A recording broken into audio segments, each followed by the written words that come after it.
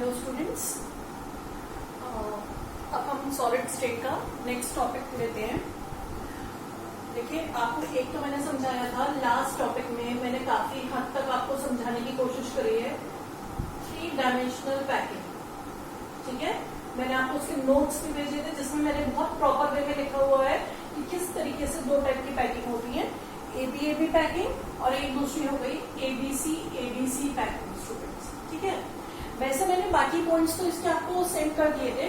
उसमें एक पॉइंट मैंने आपको और बता रखा था, कोऑर्डिनेशन नंबर दोनों का 12 है। एक तो ये बात, ये मैं आपको नेक्स्ट वीडियो में एक्सप्लेन करूंगी कि कोऑर्डिनेशन नंबर 12 कैसे आ रहा है। ठीक है, नेक्स्ट लेक्चर में मैं आपको ये बात एक्सप्लेन कर दूंगी। उसके लिए मुझे वो मॉडल की जरूरत पड़ेगी, तो मैं आपको दोबारा बता दूंगी एक बार।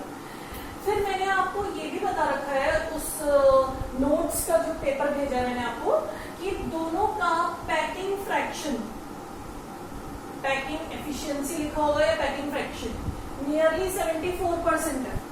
ठीक है, तो ये अब हम अगला टॉपिक पढ़ेंगे, तब आपको क्लियर हो जाएगा ये पैकिंग फ्रैक्शन क्या होता है। अब हम आते हैं स्टूडेंट्स नेक्स्ट इस पे कोऑर्डिनेशन नंबर की बात करते हैं। मैंने आपको समझाया था कोऑर्डिनेशन नंबर क्या होता है कि एक एटम से नियरेस्ट कितने एटम अटैच्ड है, उसे बोला जाता है कोऑर्डिनेशन नंबर।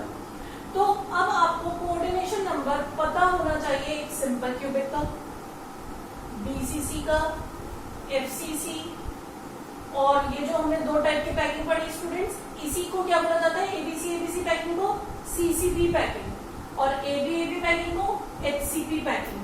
सीसीपी और एफसीसी एक जैसा होता है, तो आपको एचसीपी और सीसीपी पैकिंग का भी पता होना चाहिए कोऑर्डिनेशन नंबर। तो सिंपल क्यूबिक का स्टूडेंट्स कोऑर्डिनेशन नंबर होता है 6। अब ये 6 कैसे आ रहा है, फिर से आप ध्यान से समझ लीजिए, अगर समझ पाए, थोड़ा सा मुश्किल है समझना वैसे। सिंपल क्यूबिक क्या होता है, जिसमें सिर्फ एटम्स कहां पर प्रेजेंट है, ओनली एट कॉर्नर्स। ठीक है, ओनली एट कॉर्नर्स। अब इसका कोऑर्डिनेशन नंबर 6 कैसे आ रहा है, देखिए, एक तो ये वाले कॉर्नर की, तो देखिए स्टूडेंट्स, मैं आपको ये एक्सप्लेन कर रही हूं यहां पर कि किस तरीके से कोऑर्डिनेशन नंबर 6 आ रहा है। मान लीजिए मैं ये इस कॉर्नर की बात कर रही हूं, ये वाला कॉर्नर पे एक एटम है, उसको नियरेस्ट कितने एटम टच कर रहे हैं, एक तो ये वाला टच कर रहा है। मैंने आपको बताया था ना, ये इतनी दूर दूर नहीं होते, ये बिल्कुल बॉन्डेड होते हैं।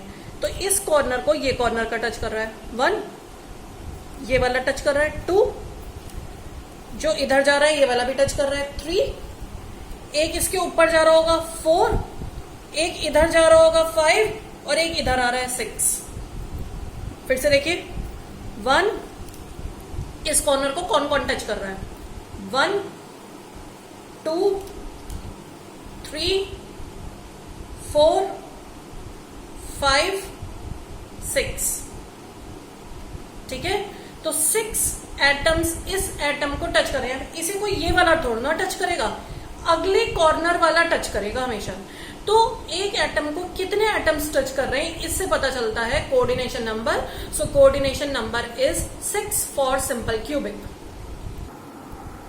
अब आते हैं स्टूडेंट्स बीसीसी पे। बीसीसी क्या होता है, देखिए, बीसीसी होता है जिसमें कॉर्नर्स पे है एटम्स और 1 एट बॉडी सेंटर। तो स्टूडेंट्स इसका कोऑर्डिनेशन नंबर होगा 8। देखिए कैसे आया 8, या आप वैसे भी समझ सकते हैं। बीसीसी का क्या मतलब होता है, 8 कॉर्नर्स पे एटम्स और एक इस बॉडी के सेंटर पे। वो जो बॉडी सेंटर वाला होता है स्टूडेंट्स, उसे सारे कॉर्नर वाले टच कर रहे होते हैं। वो इस तरीके का अरेंजमेंट होता है। देखिए, जैसे थोड़ा सा मैं आपको बनाकर दिखाना कोशिश करती हूँ कि आपको समझ में आ जाइए, यहां से डायग्राम से। ये देखिए, ये सारे एटम यहाँ पे कॉर्नर वाले,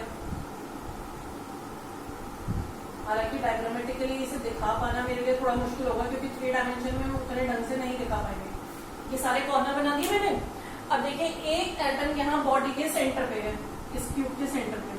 ये सारे एटम आकर इसी को ही टच कर रहे हैं, ये जो बॉडी सेंटर पे प्रेजेंट है।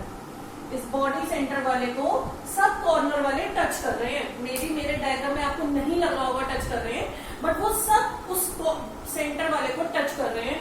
तो कोऑर्डिनेशन नंबर 8। ठीक है।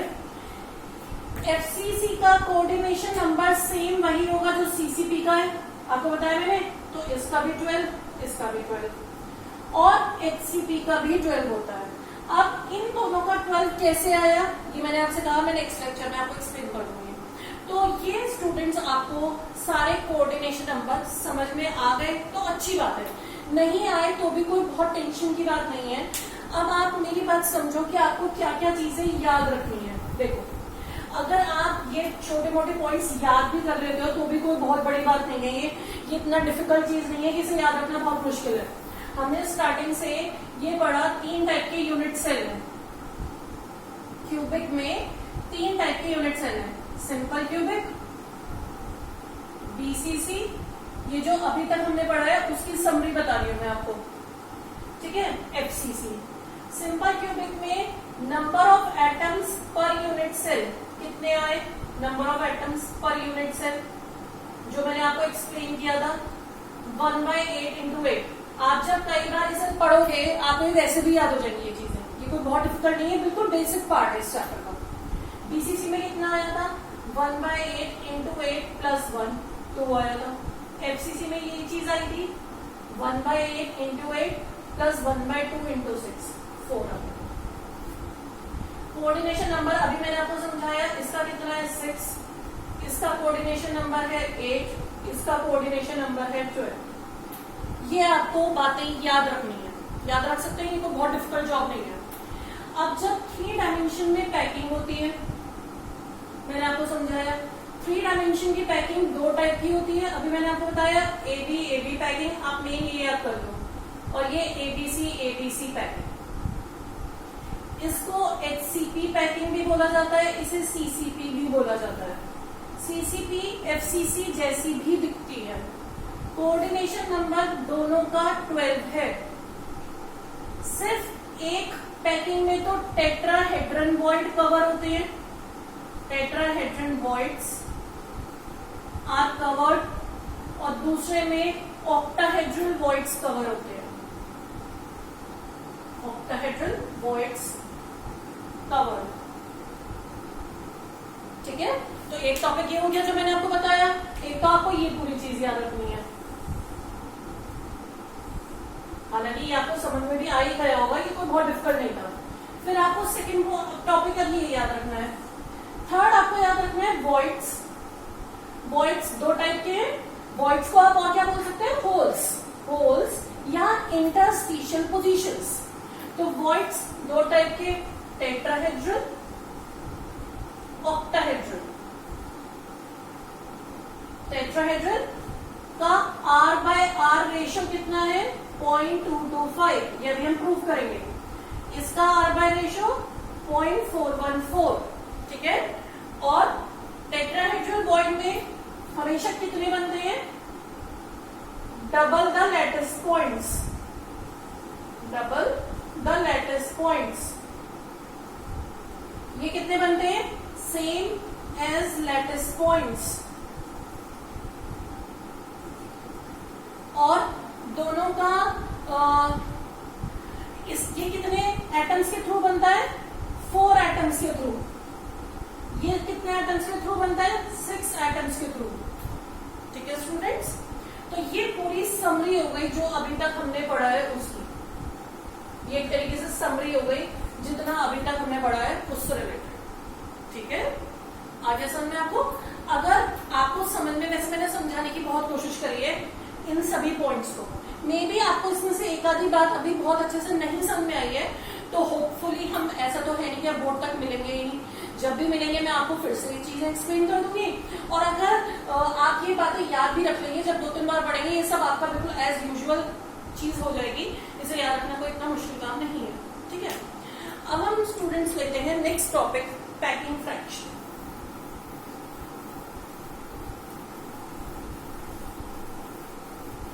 पैकिंग फ्रैक्शन क्या होता है, पहले मैं आपको ये बताती हूँ।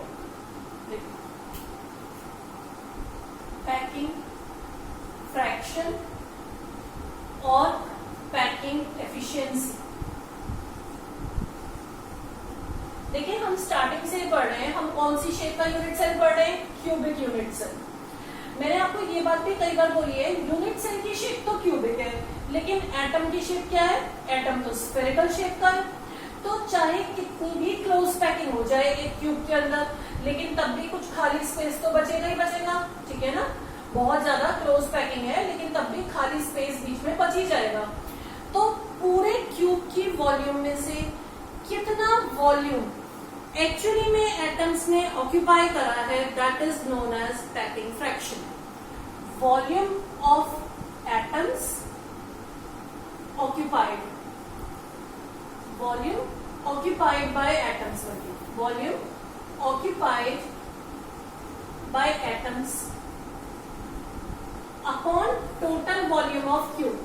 क्यूब की टोटल वॉल्यूम में से एटम्स ने मिलकर कितनी वॉल्यूम ऑक्यूपाई करी है, इस रेशो को बोला जाता है, इस फ्रैक्शन को पैकिंग फ्रैक्शन या पैकिंग एफिशिएंसी, ठीक है?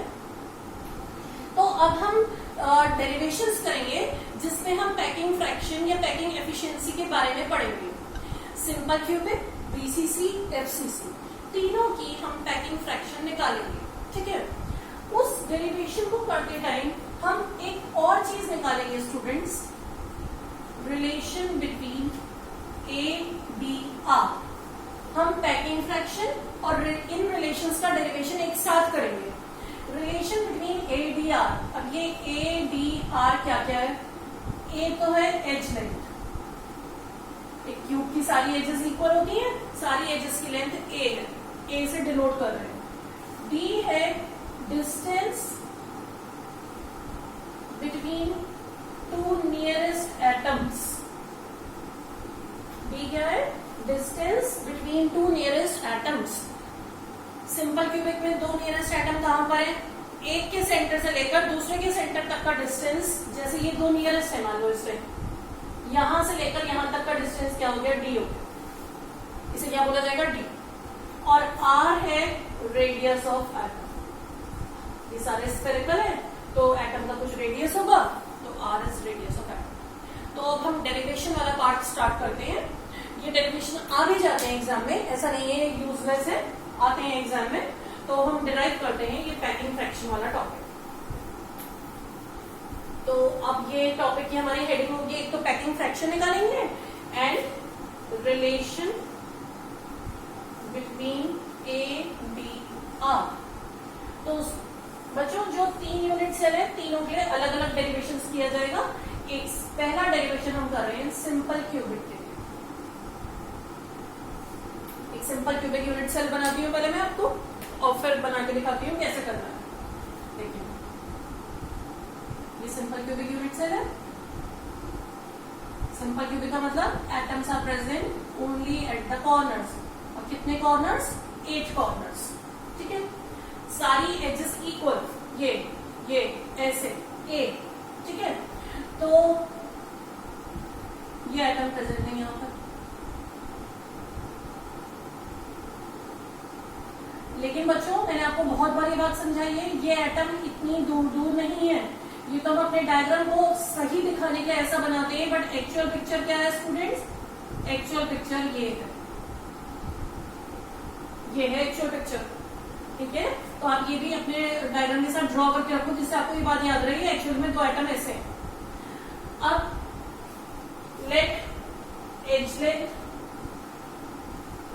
इज ए, सपोज मैंने इन्हें मार्क कर दिया ए बी सी, तो A B equals to B C equals to A. D क्या बताया मैंने आपको? दो नियरेस्ट एटम के बीच का डिस्टेंस, यही तो है दो नियरेस्ट एटम। दो नियरेस्ट एटम कौन से होंगे सिंपल क्यूबिक में? लेकिन ये दो नियरेस्ट एटम हर केस में डिफरेंट होंगे स्टूडेंट्स। सिंपल क्यूबिक में अलग होंगे, बीसीसी में अलग जगह पे होंगे, एफसीसी में अलग जगह पे होंगे। तो two nearest atoms in simple cubic are at corner, corner वाले हैं, ठीक है? तो स्मॉल डी क्या हुआ बच्चों?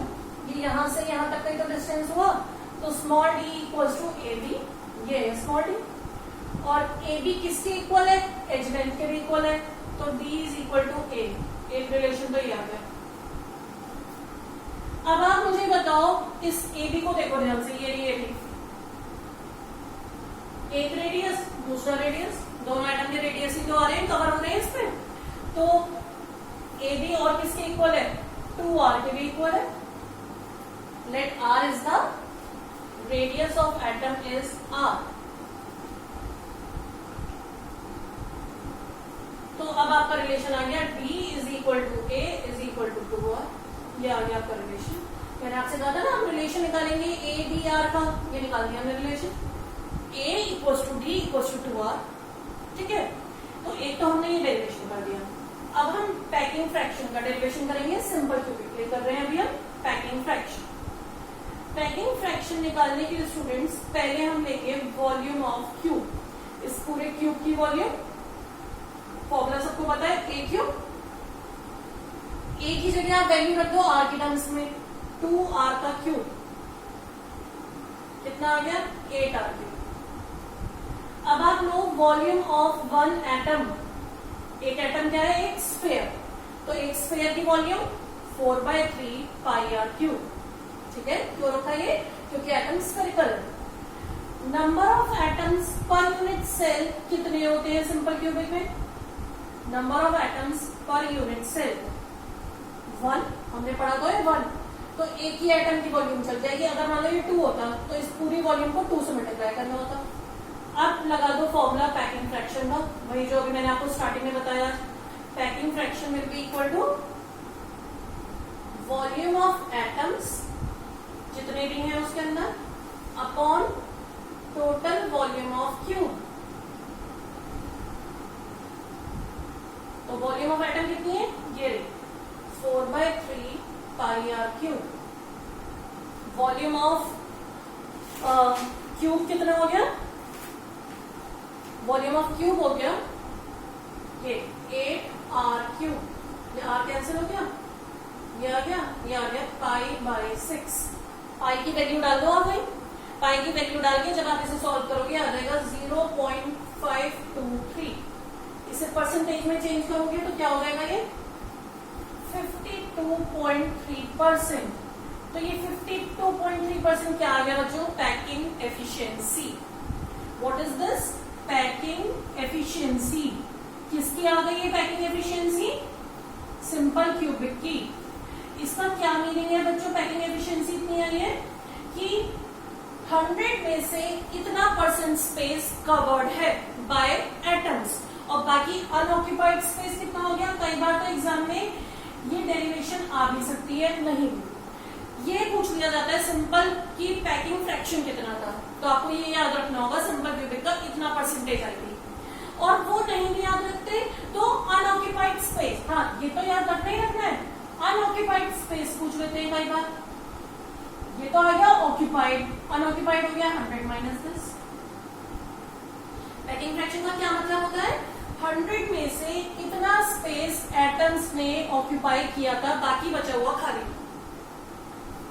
तो ये हमने डेरिवेशन किसका कर लिया, सिंपल क्यूबिक का एडीआर का रिलेशन भी निकाल लिया, और सिंपल क्यूबिक का ही हमने पैकिंग फ्रैक्शन भी निकाल लिया, ठीक है। अब नेक्स्ट, तो स्टूडेंट्स अब ये हम पढ़ रहे थे पैकिंग फ्रैक्शन सिंपल क्यूबिक का। अब हमने सिंपल क्यूबिक का कर लिया है, इसके बाद नेक्स्ट लेक्चर में हम बीसीसी और एफसीसी का भी सेम ऐसा ही डेरिवेशन करेंगे, ठीक है।